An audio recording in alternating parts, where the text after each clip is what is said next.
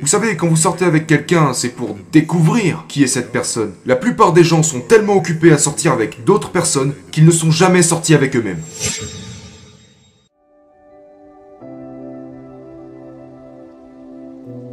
Les ceintures régionales des États-Unis, ainsi que les centres-villes, pleurent la même chose. Le manque d'opportunités. Et donc ils se tournent vers la Maison-Blanche pour résoudre le problème.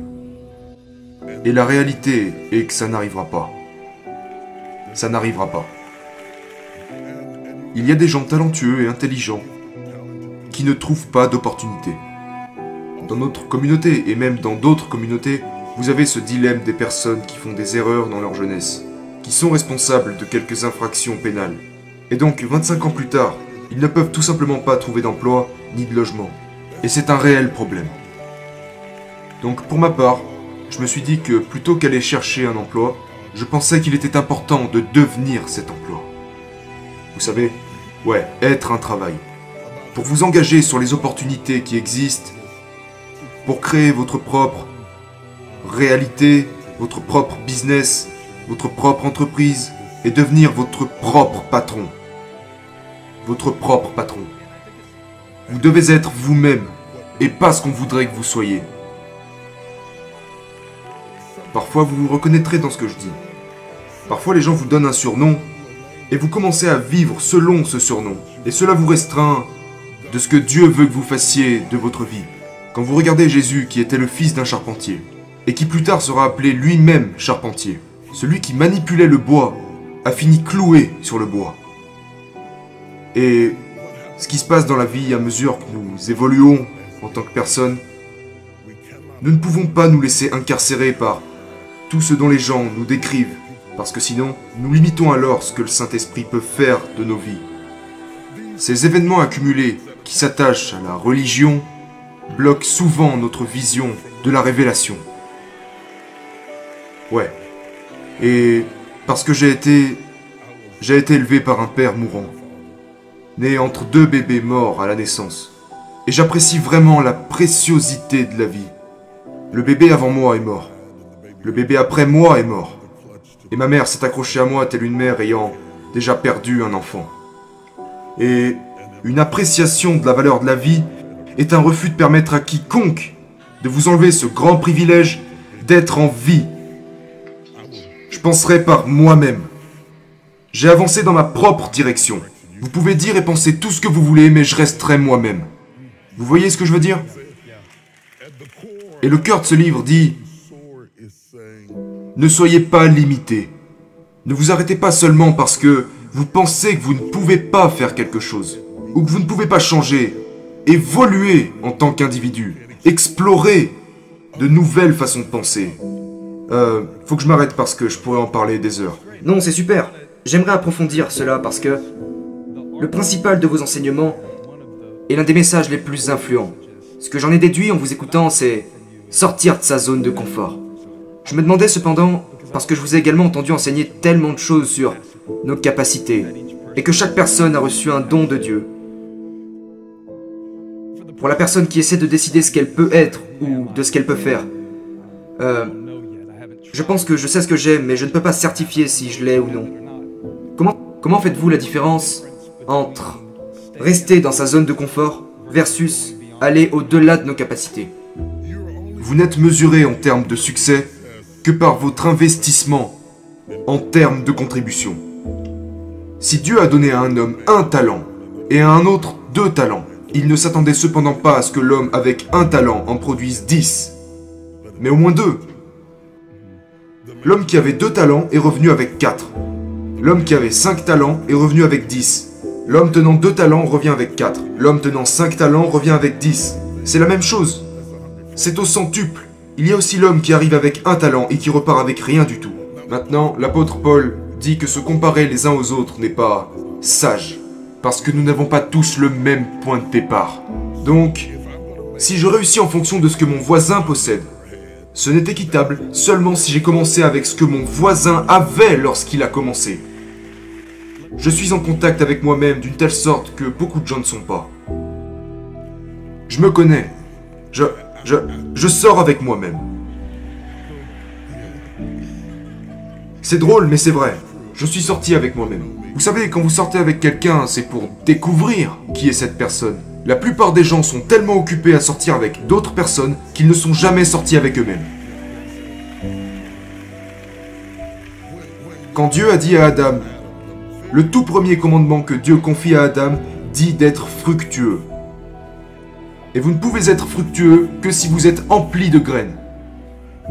Ok? Donc nous parlons de la différence entre les fruits et les graines. Identifiez votre graine et ce qui vous rend fructueux. La première révélation de graines devrait avoir lieu dans votre famille. Vous devriez avoir eu des parents qui vous ont dit « Cherchez la graine ».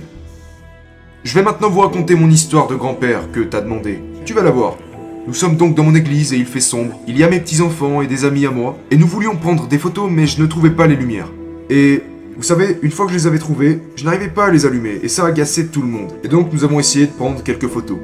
Et puis ma petite fille est intervenue et elle a dit « Attendez une minute, je vais aller chercher une lampe de poche. » Elle est passée sous le banc sous lequel nous avions caché les lampes, a arraché une lampe de poche, l'a ramenée et a dit « Comme ça je pourrais prendre les photos. » Et donc, je lui ai dit « Mais voyons, tu ne veux pas être dans la photo ?» Et elle a dit « Non, je veux pas être sur la photo. Je veux tenir la lumière pour qu'on vous voie. » C'est la graine dont je te parle. Voilà la graine. Ça commence très tôt. Très tôt, très tôt. Son instinct dans cette situation a été de résoudre le problème. Elle a dit « Je ne veux pas être sur la photo, je veux tenir la lumière. » Ce sont ces graines. Orientées vers ce canal, vers cette zone où vous pouvez cultiver ce que Dieu a planté à l'intérieur de vous. Et c'est vraiment, vraiment important. Il y a des gens dans cette pièce qui possèdent des graines dormantes à l'intérieur d'eux-mêmes. Et s'ils entrent dans la bonne atmosphère, ils deviendront des êtres que vous n'avez jamais vus avant. Mais ils n'ont pas toujours eu l'avantage d'avoir des parents qui pouvaient le comprendre, ou qui avaient le temps de le voir, ou qui savaient comment le voir. Mais même en tant qu'adulte, il reste des graines en vous dont vous ignorez l'existence. C'est ce qui est arrivé à Élie. Il réalisait la vision de ses parents. Il labourait les champs. Tous les garçons ne sont pas des agriculteurs. Ce n'est pas juste parce que vous utilisez une charrue que vous êtes un agriculteur. Mais parfois nous sommes coincés parce que les gens attendent de nous. Et nous n'avons jamais découvert qui nous sommes parce que nous vivons le rêve de quelqu'un d'autre. Et donc il labourait les champs et a dit qu'il supposait que c'est ce que la vie avait prévu pour lui. Et donc il tournait en rond, comme beaucoup de gens qui m'écoutent en ce moment. Vous allez au travail, à l'église et chez vous. Travail, église, maison. Travail, église, maison. Vous tournez en rond jusqu'à ce qu'Élie en eût assez. Et puis il s'est ouvert à quelque chose d'autre. Il s'est ouvert à quelque chose de plus grand, en laissant tomber quelque chose de plus petit. Vous comprenez ce que je dis? Voilà pourquoi des conversations comme celle-ci sont importantes. Parce que je ne jette pas des graines. Je jette de l'engrais. Et si l'engrais frappe la graine, il va donner naissance à des sociétés, des entreprises, à des livres, à de l'art, du théâtre et toutes sortes de choses. Tout ça ici. Mais les gens ne se sont jamais accordé la permission de brûler leur charrue. Voici le problème. Dans la Bible, il est dit que Benjamin, Jacob était en train de mourir. Allongé sur le lit, il parlait à son fils allongé sur le lit en train de mourir. Et il a dit, Benjamin, tu devras chasser comme un loup. Le matin, tu devras tuer la proie. Et le soir, tu devras partager le butin. Regardez l'espace qu'il y a entre les deux. Le matin, tu désires la proie pendant que tu es jeune. Mais si tu ne dévores pas la proie quand tu es jeune, tu n'auras rien à partager quand tu seras vieux. Le matin, dévorez quelque chose. Jetez-vous tout entier à la poursuite de quelque chose. Vous ne saurez jamais ce que vous pouvez faire et ce que vous pouvez être si vous ne vous lancez pas à fond dans ce que vous faites. Sautez dessus. Je veux dire, traquez la proie. Attaquez-la, dévorez-la. N'attaquez pas pour tuer, attaquez pour dévorer la proie. Et le soir, vous partagerez ce qu'il restera. Quand vous passez tout votre temps à dire « Je suis fatigué, je ne peux pas faire ça », comprenez bien que nous devenons ce que nous disons.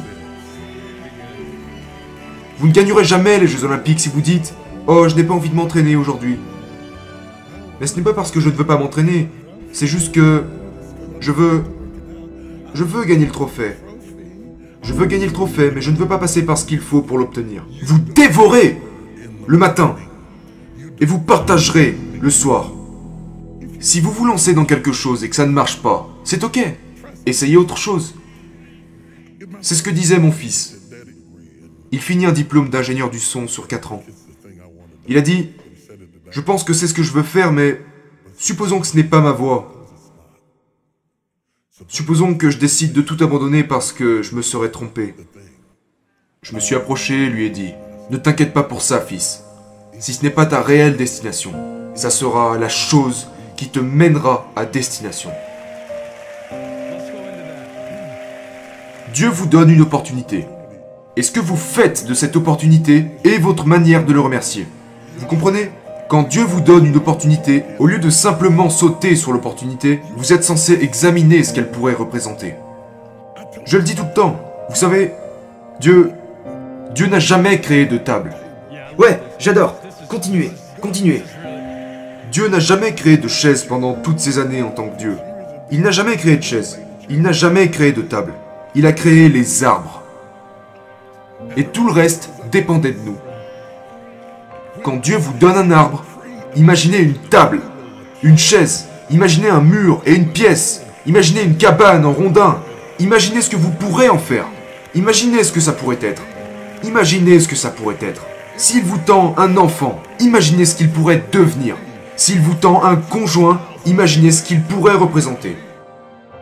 J'étais dans un safari en Afrique du Sud. J'aime vraiment me balader dans les safaris parce qu'on est si près de tous ces gros animaux, tu sais. Et je regardais les éléphants. Et l'éléphant est fort, grand et puissant. Et son pouvoir réside dans sa corpulence. Il est très imposant, très imposant. Et vous ne pouvez rien lui faire parce qu'il est si grand. Dieu lui a donné la grandeur comme défense. Le lion rugit. Quand il rugit, tout le monde en est paralysé. Parce que Dieu lui a donné son rugissement comme défense. Le guépard ne peut pas rugir comme le lion, mais il peut courir comme l'éclair. Quand il démarre, il traverse les bois comme si de rien n'était, parce que Dieu l'a mis en mesure de courir comme ça. C'est sa défense. L'aigle déploie ses ailes et s'envole dans les airs. Et il dit, je ne peux pas courir, mais je peux voler. Dieu a permis à l'aigle de voler, parce que c'est sa défense. Et donc, je pourrais me promener dans la jungle et dire, mais Seigneur, je ne peux pas voler comme l'aigle, je ne peux pas courir comme le guépard, je ne peux pas rugir comme le lion, je n'ai pas la corpulence de l'éléphant.